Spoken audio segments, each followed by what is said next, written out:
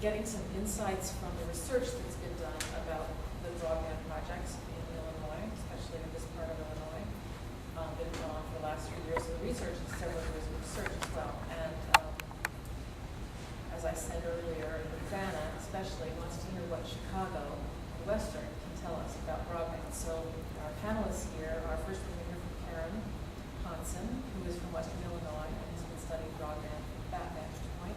And Adrian is part of a team of people that has been studying the broadband projects in Chicago. Is that right? From Urbana, the University of Illinois at Chicago. So I'm happy to chair this session. I need to stop talking, and I'm turning it over to Karen.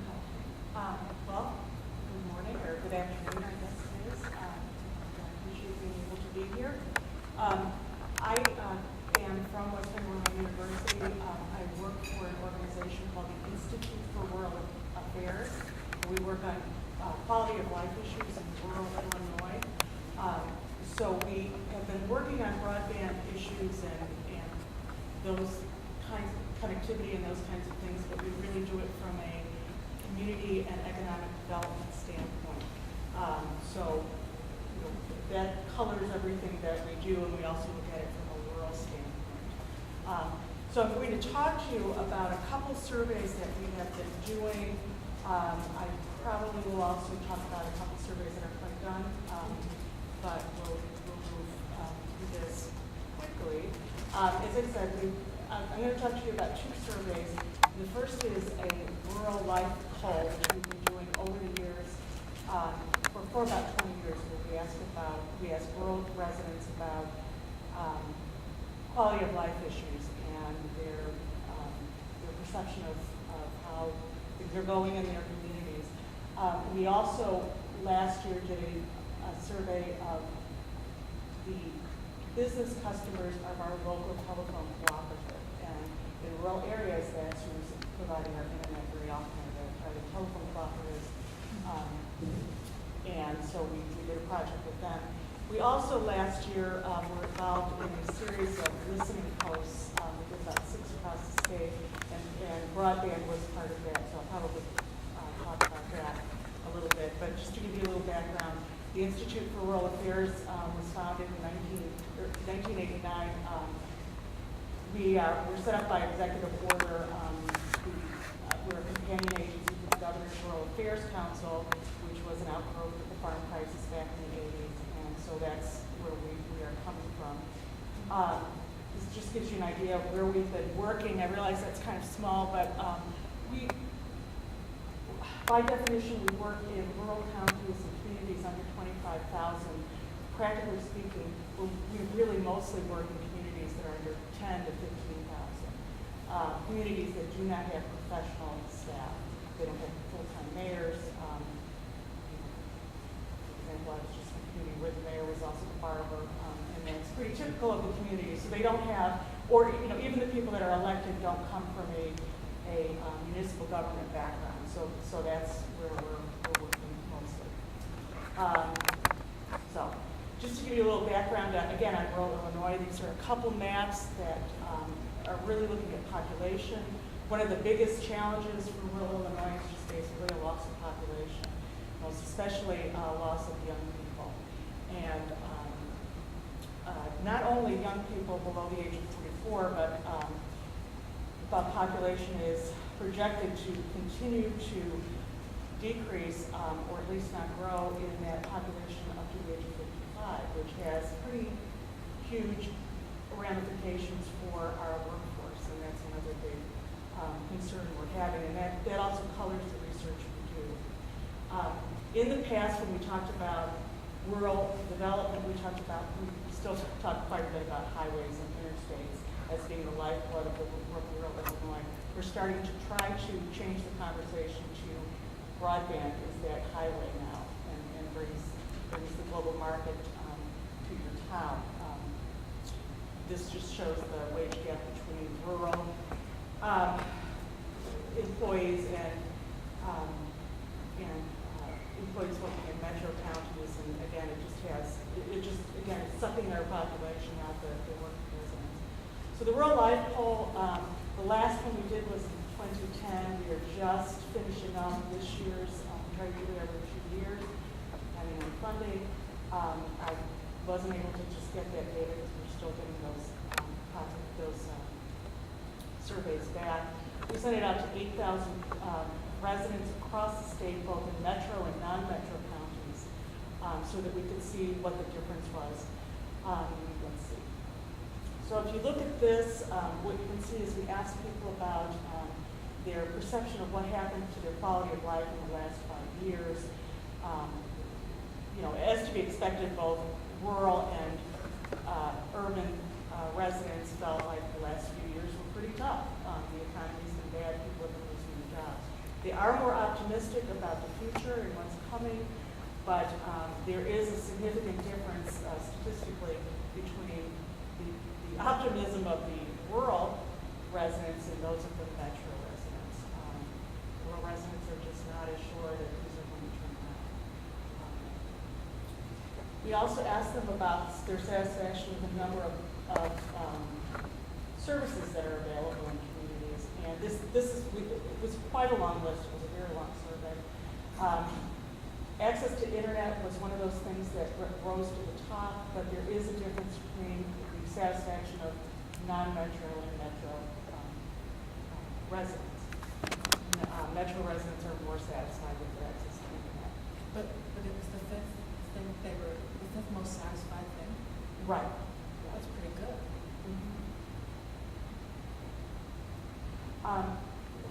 One of the things I find in surveying people, they react to local things better. They like their town government, but they hate state government. that most people are crooks. So they react more. Library services again is a really interesting thing because people really like libraries, but very few small towns have a library. That's kind of you have to have a certain tax base to maintain a library. But those communities that have libraries really like it. This shows you the things that concern people. Again, people leaving the community, the ability, jobs, those things are what people in rural areas are concerned about. They did talk about the ability to purchase goods and services online, but they were less concerned about that, and there wasn't really a significant difference between rural people and urban people in that particular category. I think that really reflects people in small towns still really want to maintain their downtown or their town square or their riverfront or whatever. That's really seems being important. Something that really concerns people in rural areas, as it does in urban areas, of course, is the quality of schools and the ability of schools to prepare children or young adults for the world. And access to internet was one of those things that rose as being very important. And we still, in the region that I'm working in, I'll show you a map later, still have areas where the schools are not connected. And that's really becoming a huge challenge. People do think that technology to deliver government services is important. They'd like to be able to access state government, local government services more easily. And I don't know how many of you have ever worked with the state government websites or tried to do things online. Most of them are very difficult to get around. I usually end up screaming every time I have to do something online. A little bit more quickly. Okay. We then did in 2012, we did a survey for the Urbana Telephone Cooperative, which is our local cooperative, to ask their business customers about their broadband needs and the way they use broadband and then what they needed. This was a small project. I have a map here to show you. The map on the far side is a map of the coverage of this particular telephone co-op. So actually they had about 570 customers. That was the total population of this survey. So we expanded it to the second map plus Fulton County because I was interested in Fulton County personally. And that's the E-Team region as set up by the partnership to connect with just so that we could get enough of a sample so that we could make some conclusions. But the interesting thing, or at least to me, the interesting thing about this map is the map on the right of the entire region, anywhere that's green has pretty good access. And red, they don't have access. You can see that there's quite a bit. Now, these maps have been changing. This is a little bit old, this particular map. But particularly like Henderson County up there, it's very sparsely populated. It's a beautiful place along the river. It's lovely, but it's a tough place to make a living and a tough place to go to school. So again, we mailed out 3,000 surveys from this 10-county region, where the most part people were pretty, relatively optimistic about the prospects of their business prospering. I was actually surprised at how high it was. Although it's not that high, I was surprised at how high it was. The majority of these business customers have their connection to the DSL, and that's pretty common in rural areas. Only 3% had satellite broadband. Satellite is one of those things that in rural areas people are always telling us we can get satellite. Well, satellite's great unless you actually have it, unless you actually have to use it. It's a lot of things. Interestingly enough, or at least to us, we asked people what was the biggest barrier to buying broadband. Again, this is a pretty small sample. We thought it would be cost. It actually was security. People are afraid of cybercrime. They're afraid of getting their identity stolen. They're afraid of losing control of their business information. And we think that there's a big opportunity there for some education, both how to address those issues and then how big those issues really are. The third reason, though, again, it's a pretty small number, but there are people in rural Illinois, which I'm sure in urban areas also, that don't think the internet really is going to get help at all. One thing I've always noticed, rural people and entrepreneurs and small business people are very conservative, particularly conservative with their money, and so they really have to see the value of something before they spend the money. We asked, what could we do for you to make you more likely to adopt broadband? Of course, they said, well, give it to us for a lot less money and we'll sign right up. And when I talk to providers in rural areas, that's the complaint they always have and that's also the complaint I always have when I'm trying to do projects and try to pay for them is that people in rural areas really would like to be given things free or very little cost. They're conservative. But training opportunities about how to use the internet, how can I use the internet to make my business better came in third, and that's something that can really be addressed. And we think that it's an opportunity. It shouldn't be interesting because if you ask me what speed of internet connection, and I work with this all the time, I probably would have to look it up. I don't do that in my head. We're asking very small businesses, some of them are micro businesses, and so what this tells us is that we need to stop talking about speeds. We need to talk about what can you do and what do you want to do, and that's the way to encourage people to adopt broadband. And people, I was very surprised. Our business people in this region were pretty satisfied with their internet connection, with their DSL.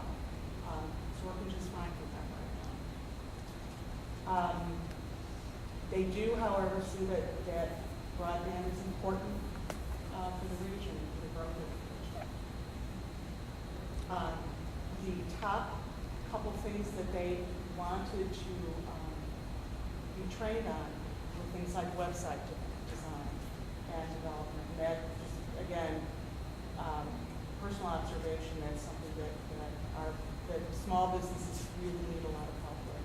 They don't have staff, and I'll talk a little bit about a project we did later to try to address that. They also need help with marketing, how to use the internet with marketing, and things like search engine. They were, if you look down towards the bottom, much less interested in social media. I think again, part of that is because of the age of the population. In rural areas, it's just an older population.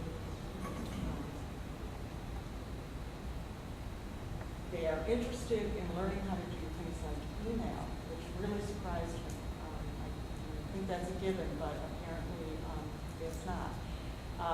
And training for their staff, and website, and things like that. These businesses are really still kind of at the basic level of what to do with the internet. I have been working with a gentleman that has a home health care business from the next one, like they're in Hancock County. And the way they do business is his staff, they know where every Dairy Queen is because Dairy Queen in that county has Wi-Fi. And they just know where they are. It's not a big enough county to have McDonald's. They have Dairy Queens.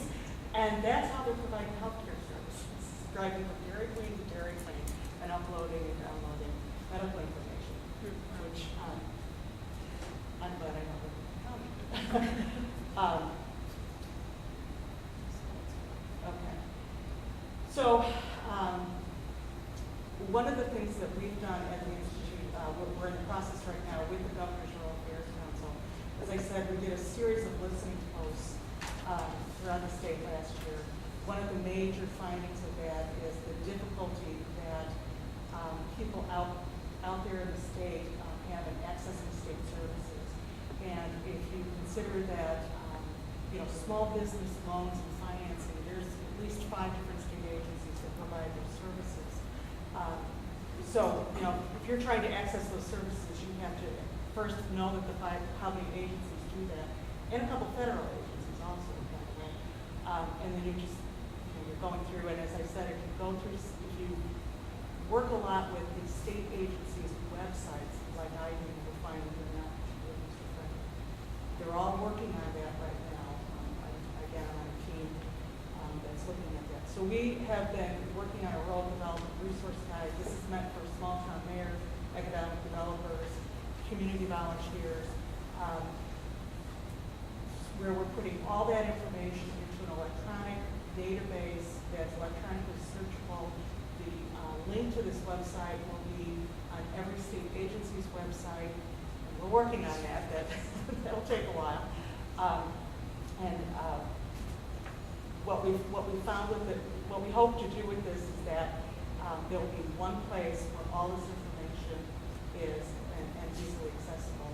We also in the future would like to do a phone app for it, but we're struggling trying to find financing for that. The interesting thing about this project is that we found out that the state agencies don't know what services they provide. Everybody knows what their own unit does, but they're learning a lot about their own agencies. It's also sort of pushed them to look at the way that they interact electronically with their customers. And several of them are going to a website with designs. Another project we've done is a digital Main Street. This again is trying to convince communities that the internet is now that highway coming into their town. And we talked about the highway, and we talked about the last mile is the exit. That's really important. You have an exit at your town. And we're talking to them about, just like your Main Street has to look good, your electronic presence has to look good. So but we're also dealing with communities that don't have staff. They have a part-time mayor and they have a city clerk, who's usually about the only full-time, often be the only full-time staff person in a very small community. It's the only person with a computer, because the mayor works out of his house. So we are working on setting up content management systems so that they can just plug things in and everybody has a shell.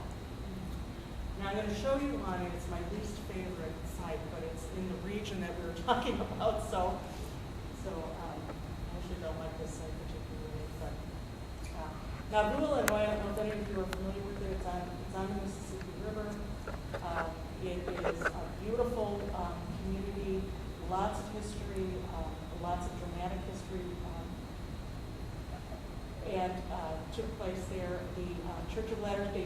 Dave Saints has just rebuilt, not just rebuilt, 10 years, they rebuilt a temple there, which is a huge tourism draw.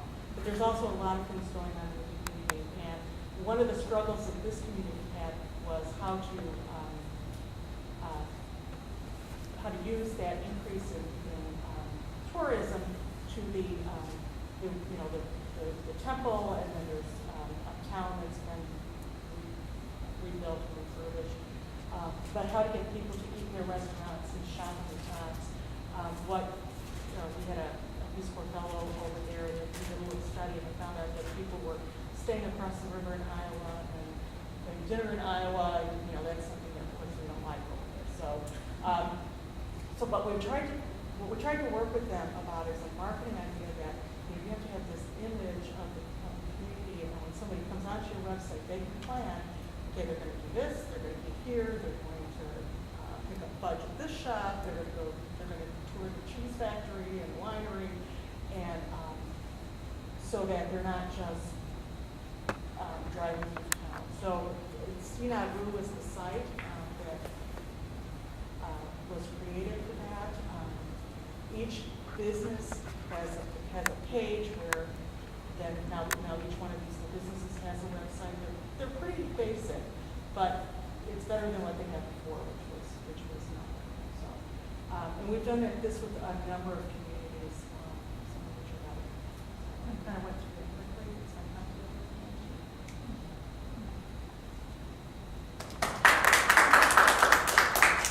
We will have questions for you. We'll come back to rural Illinois in a minute. Now we're going to the heart of the city.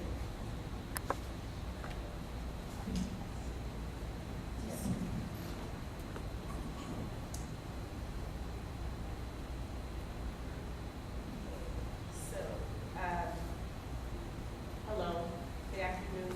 Thank you for having me here today. I was not the first choice for presenter, but my advisor was, and she's unable to be here. But I'm really happy to be able to talk about, this research, something that I've been working on for 2 years with Dr. Karen Mossberger here at the University of Illinois, Chicago.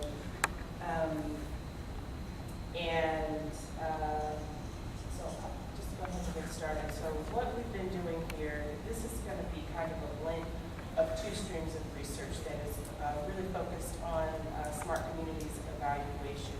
And smart communities, I'll get into that a little bit later, but so I'll talk about the citywide survey, and then I'll talk about the actual smart communities evaluation that we're doing and kind of blend the 2 together, and we'll talk about kind of some implications and insights at the end. So just a little bit of background information. In 2007, the Mayor's Advisory Council on Closing the Digital Divide kind of set some goals to achieve digital excellence in Chicago. And so what they really wanted to achieve was universal and meaningful access and participation in technology, and this is throughout the city of Chicago. And so this study, the citywide survey, actually stemmed from that effort, and it's actually intended to kind of explain, well, initially it was intended to explain and understand the barriers to technology use, especially in underserved Chicago. So it started in 2008, and we've had surveys in 2011 and 2013 as well, so that we can kind of map technology use and adoption over time in the city. So this is important because in terms of, the study really focuses on neighborhoods.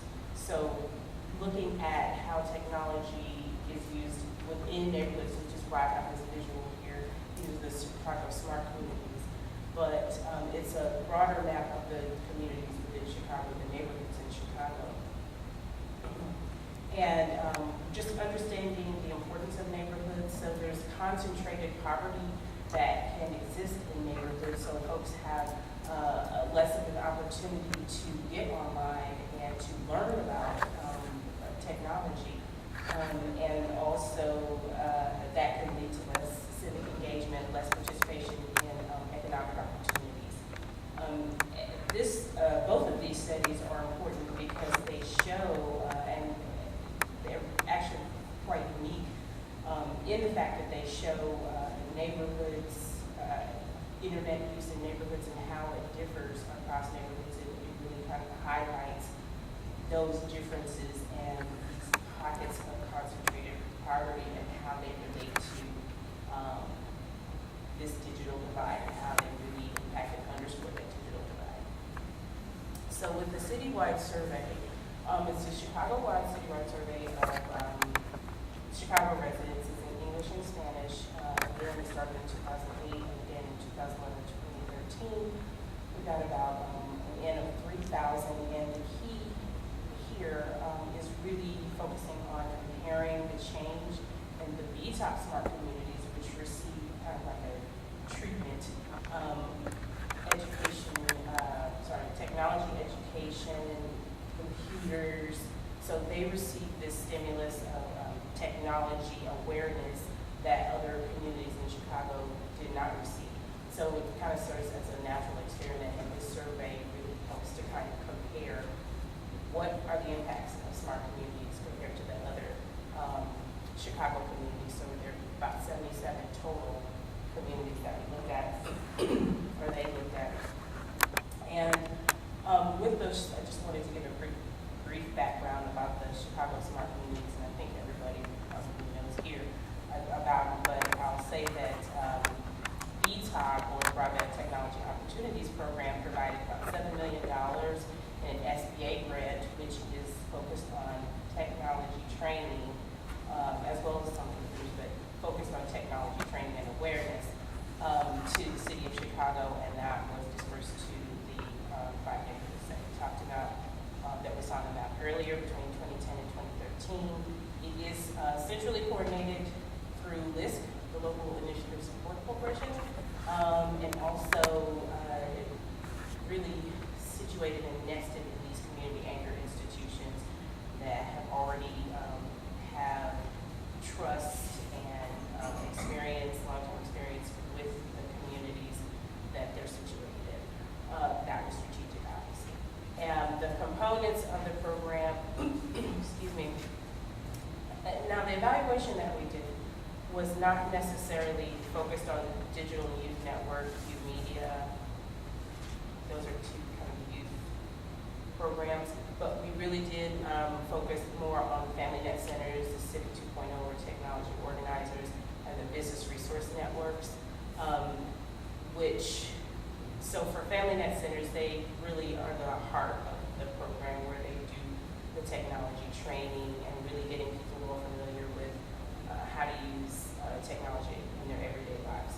Civic 2.0 is a component that really focuses on getting individuals who are already established as community leaders to really understand how technology can help them find information, important information about their communities, like crime stats, education stats, how to connect with government, aldermen, local government officials to really improve their communities. And the business resource networks is a bit of a challenge, but it was really about giving local businesses and small businesses the tools they need to really grow and expand. The neighborhood portals are, for those 5 communities, are actually neighborhood websites, and it serves kind of as like a communication hub, just letting folks know what's going on in the neighborhood, in the city at large. Businesses can post ads on there, they have a directory. Their stories, the neighborhood residents can post stories on these portals, so it's really kind of an engagement piece, kind of bringing everything together, and of course the outreach and advocates.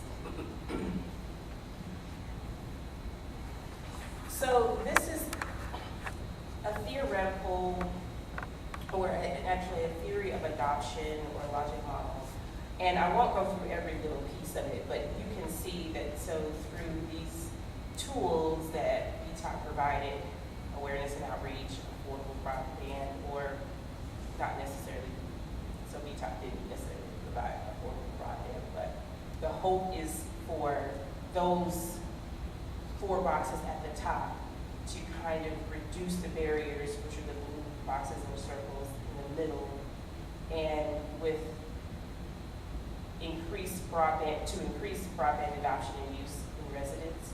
And so then you create this culture, which is kind of the point, and the goal of Chicago is to create this culture of digital excellence. So that's something that's sustainable and that we can keep going with, and using these social networks, technology for these community anchored institutions and businesses, local businesses, and how that can hopefully lead to economic opportunity, business growth, greater access to some of these key resources that the underprivileged have not traditionally had access to. So this is kind of the logic model that we approach the evaluation with.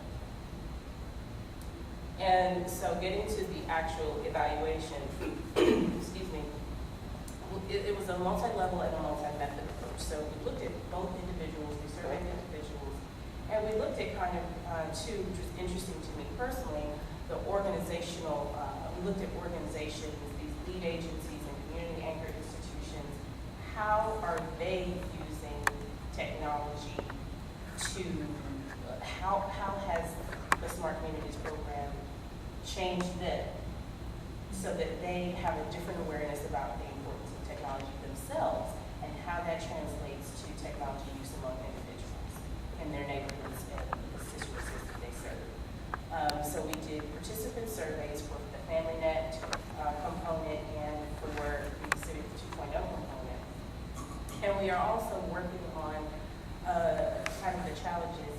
We're working on doing a survey for the Business Resource Network, but we're trying to figure out, it was a very small participants in that part, so we're trying to figure out how we're going to put that in to kind of better understand some of the impacts. And so we did a baseline measurement. So where is everyone initially before the program? What did technology look like? What were the perceptions of technology? And in implementation, we really focused on the organizational aspect. So what are some of the challenges to implementation? What were some of the strengths? What were some things that need to be addressed in terms of implementing, just basically implementing the project? And right now, we're wrapping up the final aspect, which would include surveys of the Civic 2.0 family and participants, and those final organizational interviews, which is not ready yet, but it's coming. So I can't really talk about any of that. We have some preliminary data, but really not enough to share today. So when we looked at the survey, the citywide survey that was done, so this is of all the city residents, regardless of community, they were able to separate out the smart community residents. And so they found that at home, broadband use did increase by 9%. So you can read these numbers as percentages. It increased by 9%.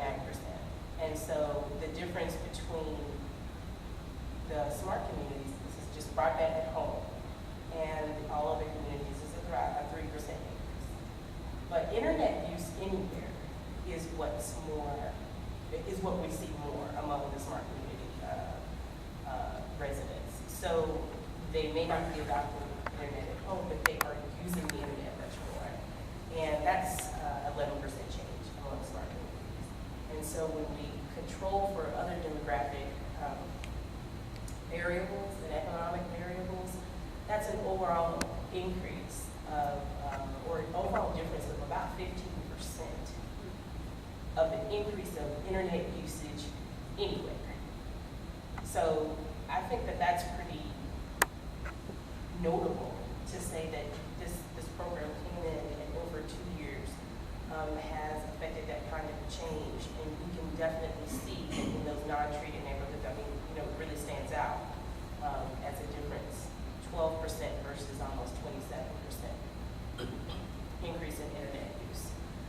At the same time, we mapped internet use using GIS, and the red arrow areas indicate that this is the percentage of the population that use broadband. The lower percentages are in red, and the higher percentages are in green. This is just kind of a visual person, so I have pictures. And it's just kind of a visual of how concentrated broadband use is based on neighborhoods. So these little plots are actually the neighborhoods in Chicago. And so it's not really equally dispersed. It's very concentrated over those neighborhoods. So it's, you can just visually see that there's less broadband use in those lower income neighborhoods. On the right, we have smartphone only use, so there's no home broadband use at all. And the areas in red are so the percentage of population without broadband at home that use smartphones only to access the internet. And again, you see it's polar, it's very concentrated. So lower income communities are using smartphones only as their only source of connection to the internet. So we'll talk about that later in terms of implications for future research and policy. So overall, we see that there's a 15% increase in internet use anywhere among smart communities populations, which again, that's important to note in terms of sustainability, replications of these types of programs, that there was a difference. And at the same time, though, there's still, despite this increase in use, the participants noted that cost is still a major barrier. And it's not just cost of accessing, getting an ISP, connecting, it's the cost of the equipment, the cost of maintenance, technology changes, how are you going to keep up? So that's still something that policy, there's some attempts to kind of address that, but it's not holistic enough. So the Comcast Internet Essentials program offering the $10 a month service, it still excludes a large part of the population because you've got to have kids that are enrolled in school and enrolled in like a free lunch program in order to qualify for the program. I don't know enough about the other program to determine if there's these certain exclusions that apply. But that, when we talk to folks, that still excludes them from being able to participate in that type of program. So this smart communities did have an incentive though in terms of equipment to, if you take a certain number of classes, you can be put kind of in the lottery for a free net, which did,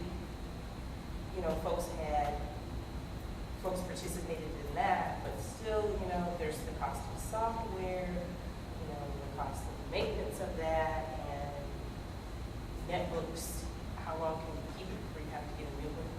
So cost still is a pretty major barrier that policy, overall doesn't really properly address. One of the positive things about the smart communities that we heard over and over again, the smart communities program, was that it was just extremely flexible.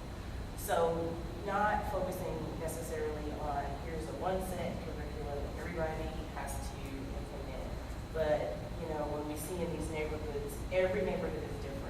They have a different demographic. Some have an older African American population, some have more Latino, or first generation in the United States, early immigrant. So being able to cater this program to fit the needs of that demographic and also the individual needs of that person. So there may be a person that's coming in, I just want to create a resume. I don't need to know, how to build a website or something. Being able to be flexible enough to really help the individual can really help them see, okay, this can be beneficial for other things. So meeting that initial need can possibly extend to greater use over time. But, you have to have that flexibility to draw people in and to be able to meet that initial need. And that's a good thing that we found, or a positive aspect of the program that we found. Also, people, the participants or organizations really appreciated this for being that coordinating arm.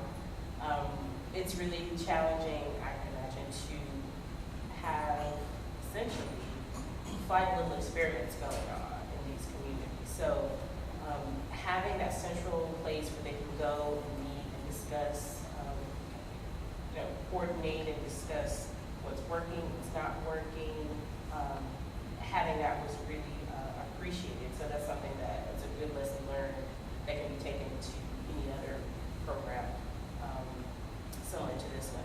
Some of the challenges that came with, that we learned that came with the program were, planning and reporting.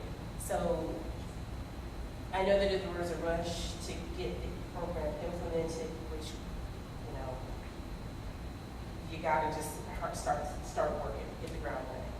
But that, the lack of planning in terms of staffing, having the adequate staff that they need to do what they need to do, and the resources, placing like 2 examples of that, really were challenges for the program. So for staffing, an example was that for the portals, they had a portal manager who kind of managed the portal. So they kind of filtered the content on those neighborhood websites. They only allotted like 10 hours a week for this person, in which they found that, they reported, the managers reported that they were working far beyond 10 hours a week. So they had all of these other responsibilities, plus they had to maintain the portal, and it was just really a challenge for them to kind of reconcile to demands, or the competing demands.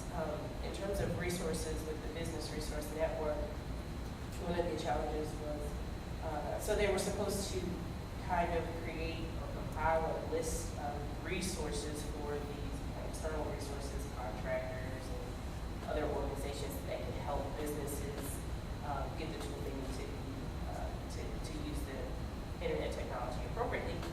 And that was a challenge in even creating that list. So they may have to do incomplete lists, or they didn't really have them together, or the folks that were on the list as kind of like a consultant or contract person that they could use to help them really didn't have the same mission in mind. They just really weren't interested in helping people for free, I guess, or for low cost. So that was kind of a challenge for the Business Resource Network. In terms of reporting, there is a central reporting database, but it was just, a lot of folks complained that they didn't have adequate training, and they were really inconsistently used initially. So those were some of the challenges that when you go back to do evaluation for reporting purposes, it makes it difficult to have the data that you need in order to really understand what the impacts were. So some implications as a result of just talking about broadband and broadband evaluation. We talked about how folks, we talked about how internet use is different.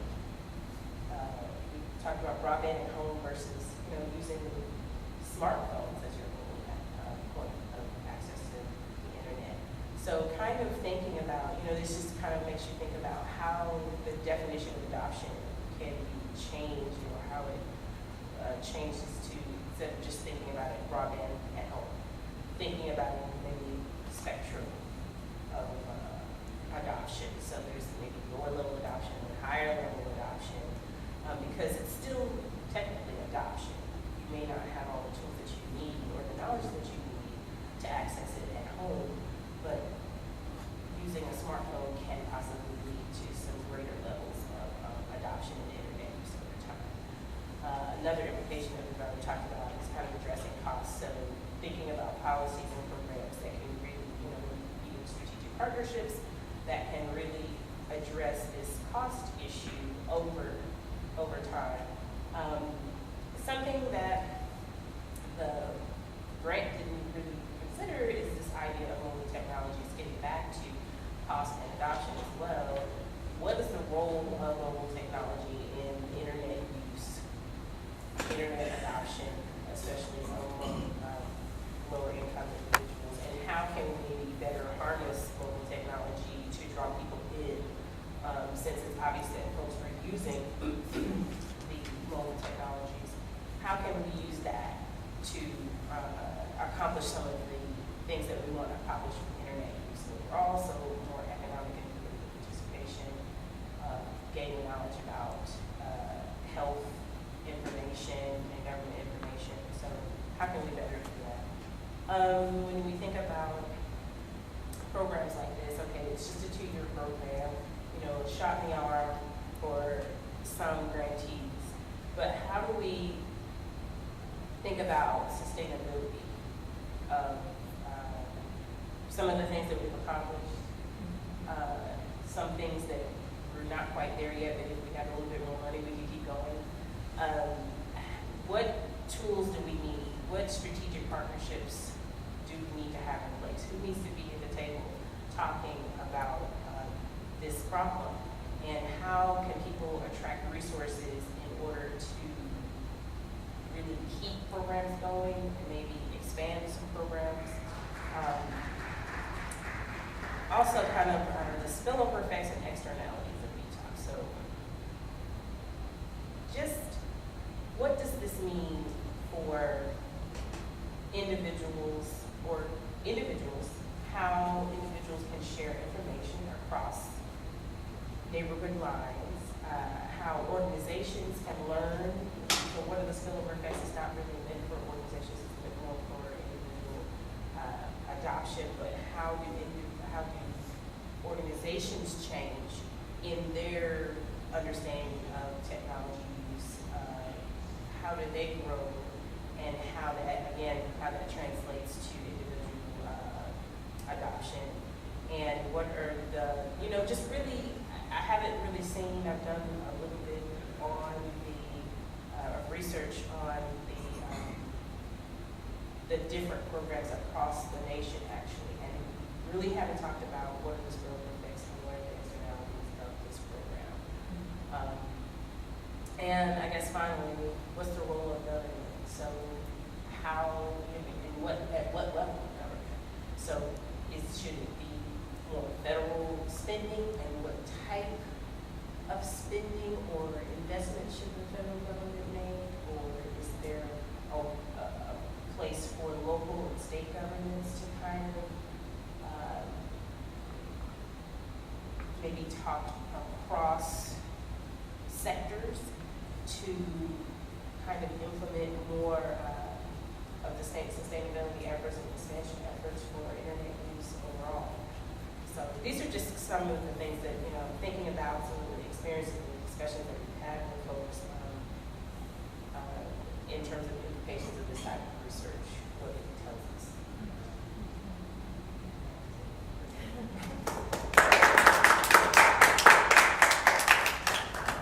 Thank you, Adrian. Pass this way, so it's a bit rich and Karen. Although it really needs to be screwed a little bit.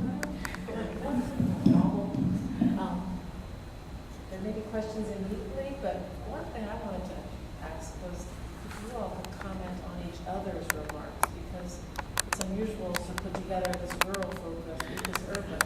But I think that you all are hearing some familiar things and hearing some really different things. I'd be interested to hear what those are.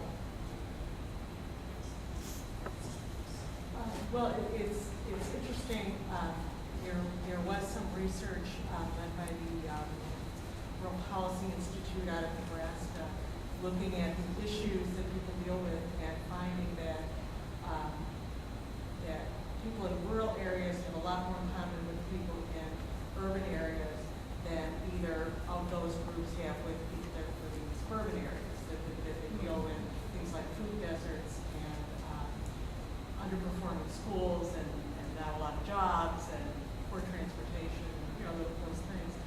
And so the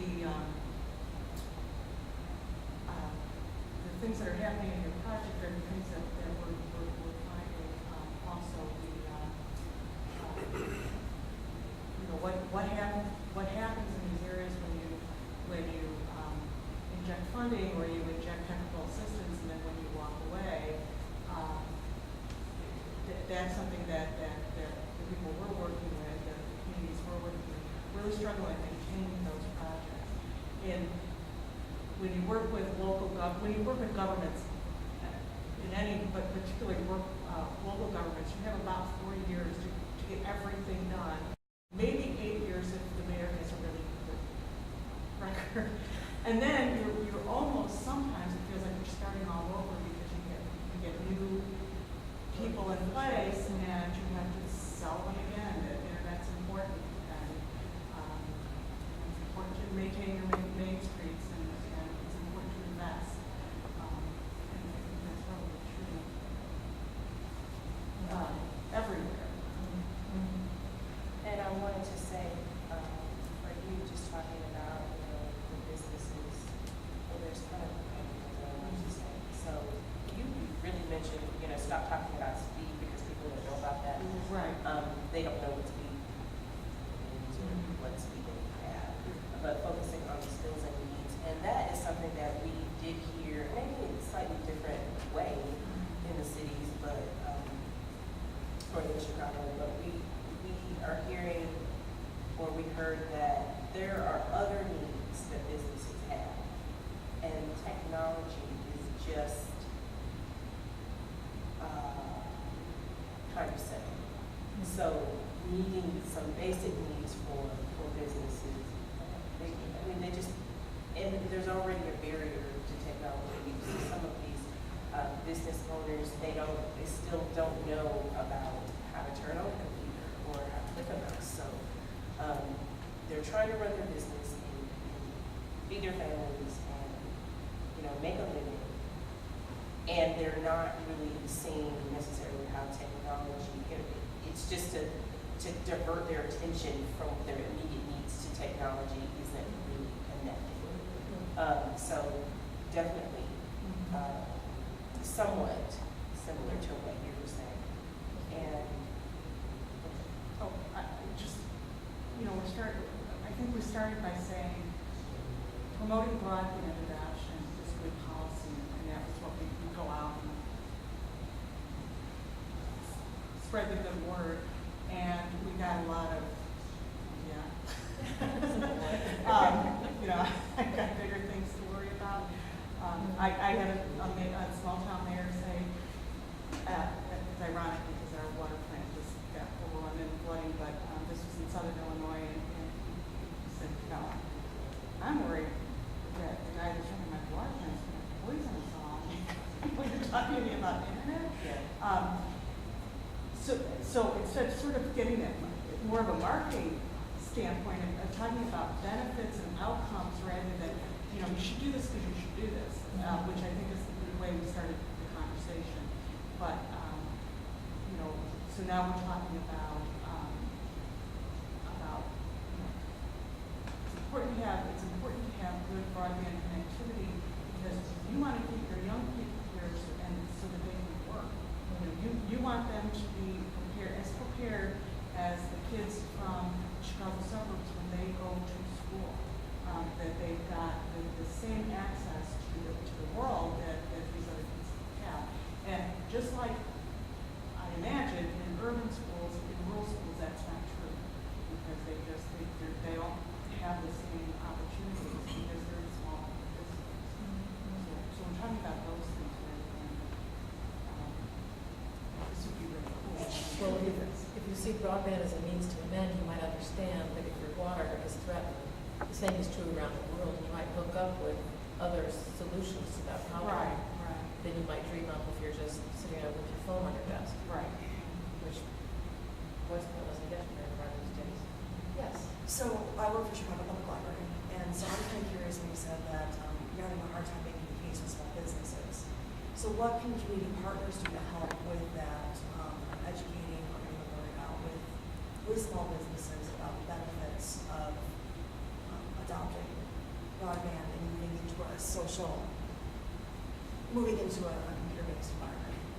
I think that it really goes back to, this is something we heard in the rural areas too, education, really highlighting not necessarily, hey, here's technology, it's this really cool thing, but really getting to the needs of that particular individual or particular business to say, really, what do you need to accomplish? Okay, here's how technology can help you do that. Instead of, I think, just kind of reframing the questions or reframing our, the way that we approach businesses. You know, it can be possibly overwhelming to say, hey, you need to do this, you need to increase your speed, you need to be online, you need to go to Yelp, Facebook, Twitter. And instead, just kind of focusing on using technology as a tool to achieve some of these, you know, really highlighting that it can be used to meet that need. But first identifying what that need is with that individual or business. So that's how I think that everyone should approach that conversation. Can I just add something about that when I know you want to say something? It seems to me that we're sort of dealing with two models. There's the cyber navigator model, which is someone comes in and the cyber navigator says, what do you want to do? What are you trying to do? Whereas there's the class thing, which says, this is our curriculum. Have a seat. And life is not school. Life is life. And so the cyber navigator model, which doesn't rely on thoroughly developed curriculum, it relies on an empathy and a familiarity with what the patron is trying to do.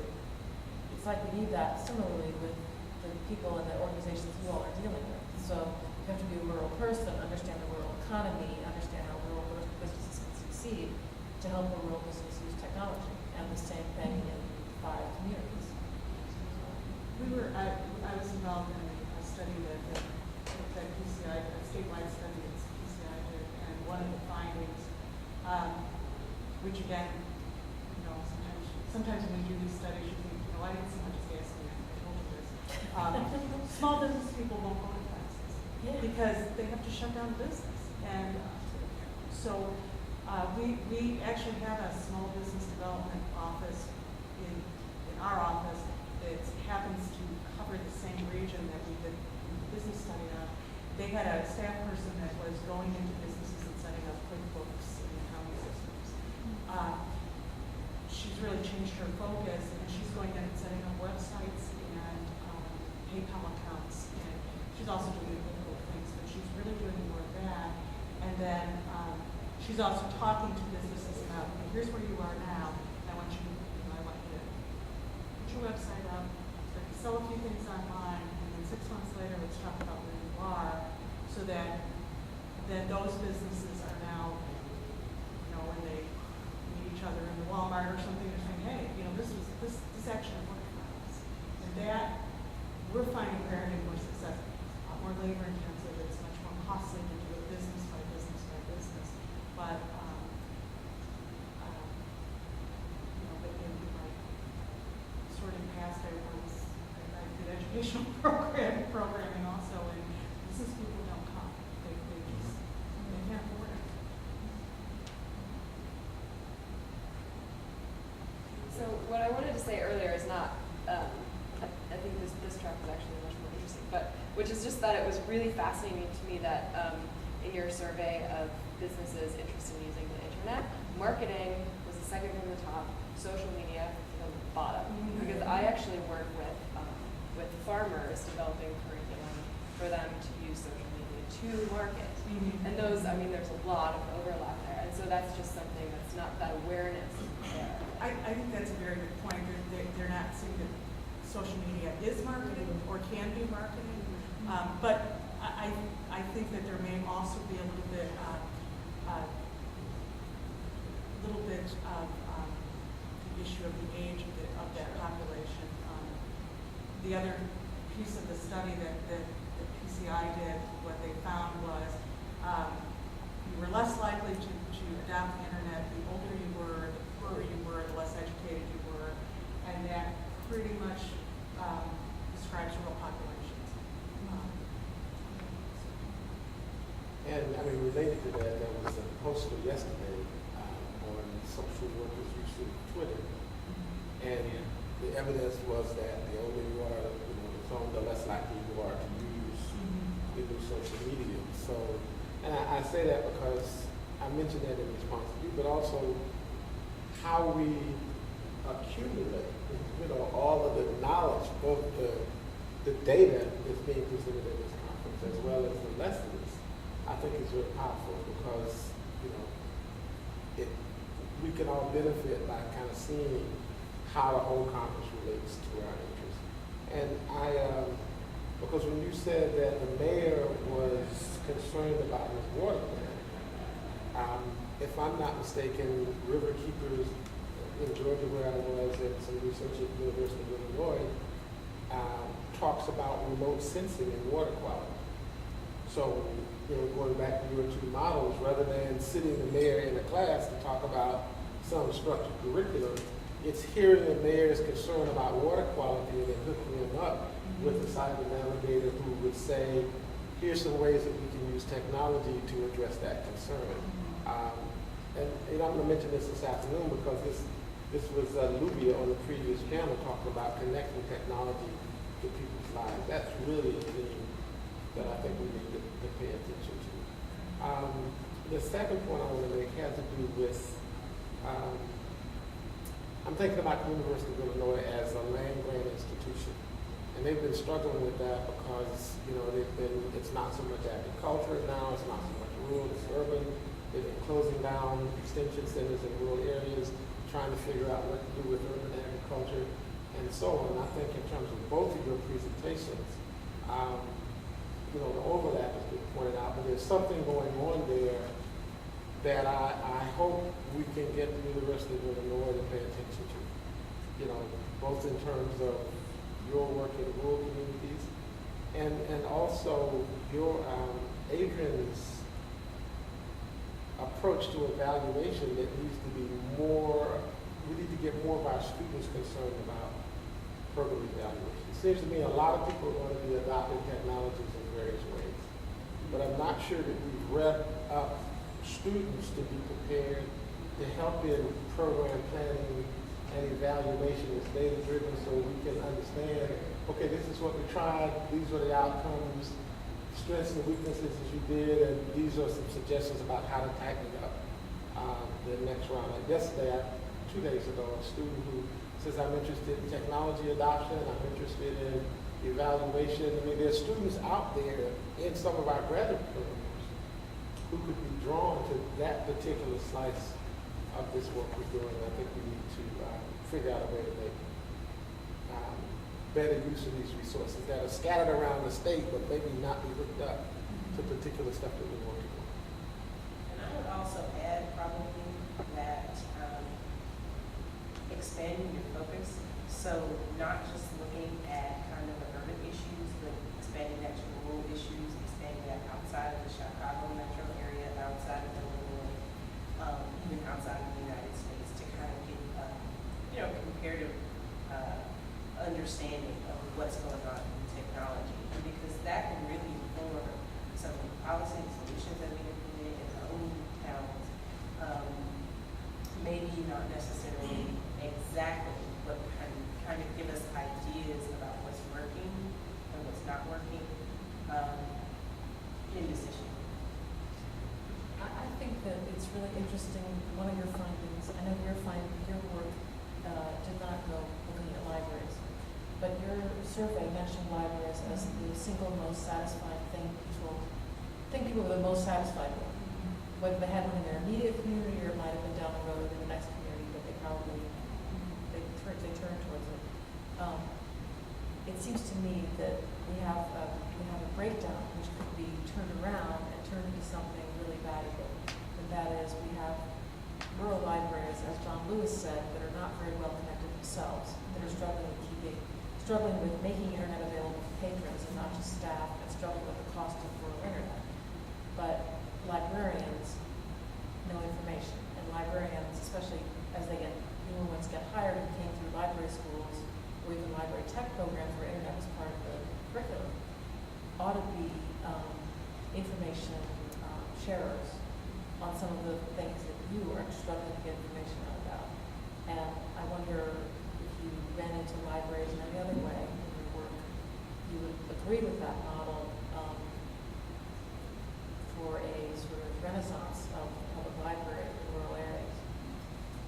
Absolutely. And there are some libraries, the one of most, at least the one that I've known about the longest is the library in Champaign in Francis Rome, has been doing excellent work in this area for a long time. In rural communities, when the VTOPs first came out and a lot of it, we started getting that information rolled out. Those of us in rural communities were a little annoyed by the fact that they were talking about community anchor institutions and that these were places where people could go and access the internet. And it was places like the high school, the college, and the state police station was one place in our community. Well, those places don't let just anybody off the street come in and use the computers. They can't. But the libraries do. The libraries are the place in rural communities that people can access computers and have open labs. But they struggle with that because they don't, again, some of them are struggling with connectivity, a lot of them are struggling with staffing, and just keeping places open in the evenings when people have, when people are off work. That's a struggle. An example, the library in the town that I live in, which is a pretty big rural town, it's a university town, it has libraries, it has computers in boxes in storage because it doesn't have physical space to put them. And they're in the middle of a big capital campaign, which is why I know this, because I've done a lot of presentations, but that's not unusual. They're in buildings that are hundreds of, 100 years old, and they weren't set up, they weren't built to have computers in them, and they just don't have adequate facilities. But those are the places, that and the McDonald's is where you can get online. And Dairy Queen. And Dairy Queen. Yeah. There are, the last time we checked, there were 59 people watching this through that little camera over there. And the Twitter feed isn't in perfect sync with those people online. So I want to say to you guys out there, we have a few more minutes. If you all want to send us a question, we'd really like to hear it. We're gratified that you're there. In the meantime, any other thoughts of people that are in the room? I want to say one more thing, think back to what we were talking about, age being a barrier. So one of the things that we found in offering these workshops to small farmers is that, we were expecting one person from a farm to sign. We got an abundance of emails from farmers asking, do you mind if I bring my 16 and 17-year-old sons with me?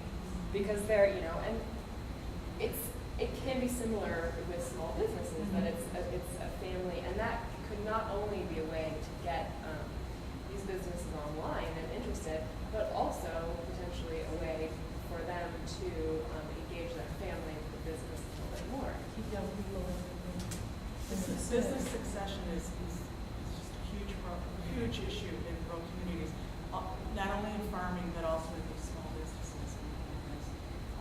So I'm sure that that's part of the mind of trying to get children interested in keeping the farm going is part of the philosophy. And farming is a very sophisticated business to be in, so that's the I can't remember the term now, but we're seeing farmers that they're very sophisticated technology out in the field where they're satellite positioning. Satellite positioning, but they're doing with microclimates, and they can change the amount of fertilizer they're dropping at any within tiny places, or they're tracking livestock through microchips, and they're tracking health and basically their inventory, because that's what it is. So farming, there's a lot of very interesting and kind of exciting things going on in farming. It's expensive, for these small farmers, where it goes. Two more comments, start with that. Oops, I guess I did this too. I actually know very little about farming, so. Question really for Adrian because for disclosure, we're in one of the smart communities and gave birth to 3 of the communities that participated with respect to this program.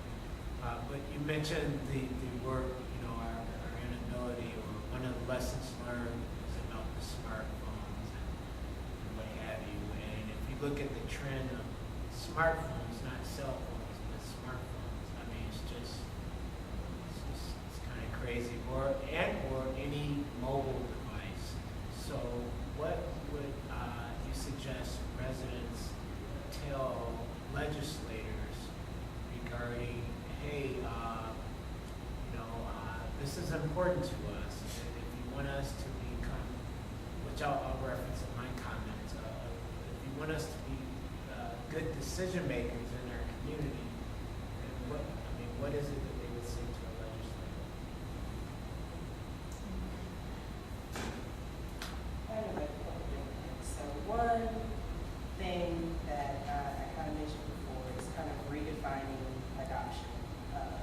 Because we know from research that access on a smartphone or a mobile device is different than access, it's more limited than full access at home.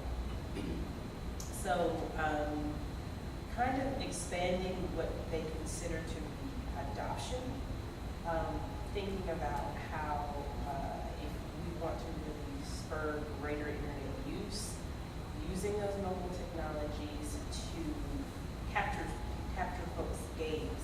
So what can we do using smartphones and mobile technology to really pique folks' interest in the internet? Because I don't think that we want to just limit access or limit use to these mobile devices. I really think that we want to allow folks to have a greater range of use and skills. I mean, you can only do certain things on a mobile device. There's just greater skills, there's greater use with more regular access. So I can't really answer that question. I mean, you did. And maybe Karen as well. I mean, what would the rural resident or farmer say to his or her state representative or legislator? Well, Particularly when the Comcast and the AT&T says there's no value in it for me. It's one per every 10 miles, square mile radius. I think that I would agree in terms of the, redefining adoption. I've been in a lot of meetings where we talk about, I used to get a gigabit, and at least in the rural areas, we're saying, not so much. We need what we need. We don't need to go from here to here. We need to go somewhere where we can, take advantage of the marketplace and education and have decent health care and watch a movie once in a while. I mean, that's what we need. And I think we've been concerned that the effort is an all or nothing effort. We either get super high speed broadband everywhere or nothing, and not all of us are passing huge amounts of data back and forth. That's not what we need. So we'll settle for something different. The areas that need that, that's fine, but don't work on what we need and talk to us about what we need. I think is awesome. Ron, is your comment? Rebecca? Okay.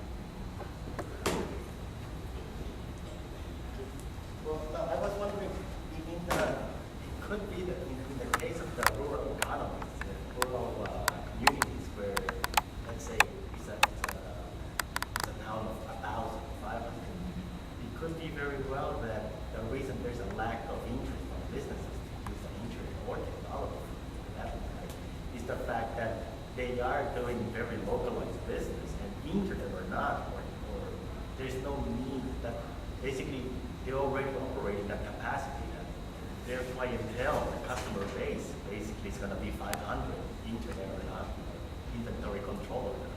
So maybe the time to learn the technology or the investment on the equipment is just not, the reward is not worth it. That's true. The other side of that is that geographically, small businesses in rural communities have this very limited, defined market. The only way to grow that market is to grow outside of that particular locality. And given the distances, high-speed internet can help with that. And there are a lot of the businesses that we surveyed are doing that. They're shipping things all over the world. There's small businesses that some very specialize some equipment or product that they're shipping. And I was very interested in the first slide you showed. You had 4 or 5 Chicago communities, most of them lower income, but there was a difference in terms of the demographics of the population. Some were majority African American, if I'm not mistaken, like 98% in Albany, Gresham, Inglewood, Pilsen 88, Chicago 152 African American, 40% Hispanic, Humboldt Park 47, 52. I wondered if you would comment on, based on your work, for example, what kinds of work could go on to model the importance of technology in local communities? And I'm thinking particularly in the area of art and culture, or family genealogy projects, or local institutional history. Do you see possibilities that by getting people involved in particular kind of projects, we can pique their interest, as you put it, in technology and get them more involved, get their kids more involved, get their institutions more involved? I think that was kind of the intention of those portals, to kind of cover that wide range of other possibilities of involvement in terms of education, art, and culture that you talked about. Those elements are what we see on the portals. I mean, and I would encourage anybody to just kind of Google the neighborhood portal, so Humboldt Park portal, you can just Google it and it should just pop up. But I think what is kind of the uniqueness of this project was, as I said, the flexibility. So they were really able to, really be more decentralized in their coordination of curriculum, to really target the needs of that particular community, to kind of get at what is important to them globally in the community. So for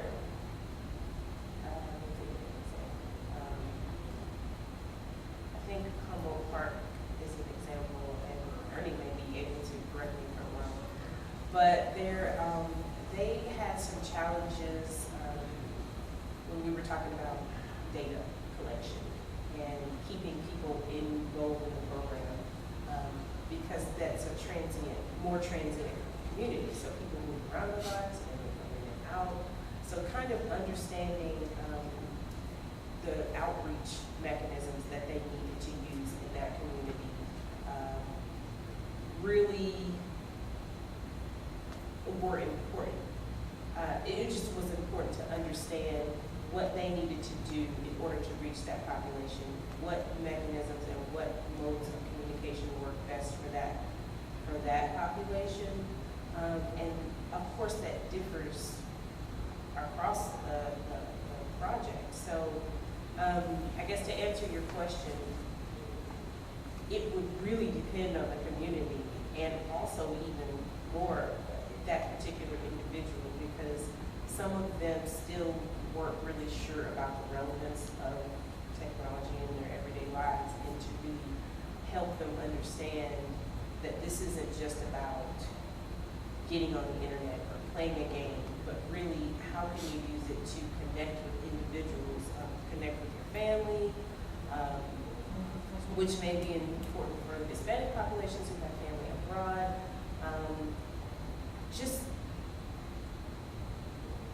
I think maybe in the future there could be more of a more centralized mechanism or program that could draw people in, some coordination of some more sophisticated programs around arts or education or something like that to really draw people in. But I think initially the portals were seen as that tool to kind of put it out there. And this is what we're doing in this neighborhood.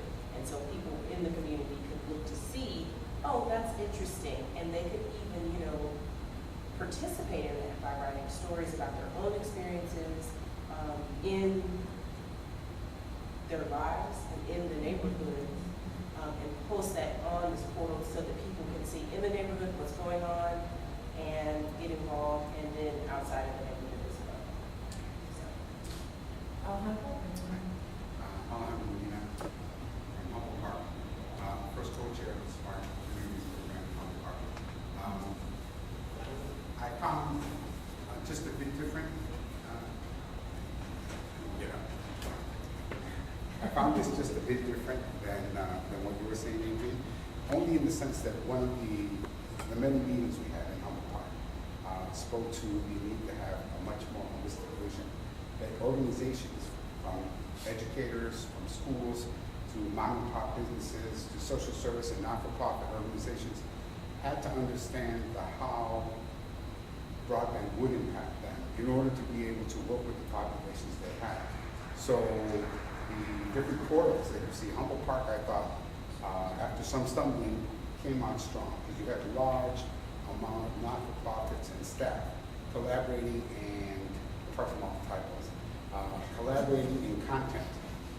And that was a big struggle, but it was education, right? And so the idea about broadband access, I think, has to depend on a vibrant community filled with both for-profit and not-for-profit, the educators working as one. There has to be a table, because the stuff about individuals looking at the portal and being able to contribute is true, but it's also not as true in an organization or even in a community that's in economic dire straits, right? So I think people are looking, and this is always the half full or half empty argument, is the internet about finding and training people to fill out forms for jobs, for looking for jobs, or is it, as this person said, about arts and culture? And obviously it's not either one. In Humboldt Park, we have at least 4 major arts institutions with their own web pages that contribute, right? 2 or 3 not-for-profit schools, 2 charter schools. So I think there's also other arguments, right, or observations. In Pilsen, one of the things we observed with Ernie was that there were a large amount of new residents, to use a new euphemism, right? So in a primarily Latino or Mexican neighborhood, the people that were posting were non-Latino, new residents, artists, right, gentrifiers, one might say. So it's sort of that social and political tension that takes place in the neighborhoods, that it's not, you don't throw computers or technology, don't solve problems. And in fact, it can exacerbate them. I'm sure we all agree. The question is, where is that cadre of people across the community that can come together? And that sort of structural thing is, sort of what we're trying to figure out everywhere we go. We need to, this has been so interesting that I haven't wanted to end it, but we do need to end it because we're going to gather in the open room for the concluding session, which is going to bring these 2 threads from today together, which I'm excited to do. The last thing I want to do, so I want to thank you guys. Thank you, Adrian. Thank you, Karen. Thank you. And just a final contribution, I want everyone to walk away with one of these outsized handouts, which reflect the anchor institutions in Champaign, Urbana, and how the broadband project there, which is UCB, connected so many of them, going really deep into the roots of these institutions, which, as Alejandro was saying, are the anchors for the technology portals and so much more. So thanks again, and let's segue in and join forces with the local Wikians over in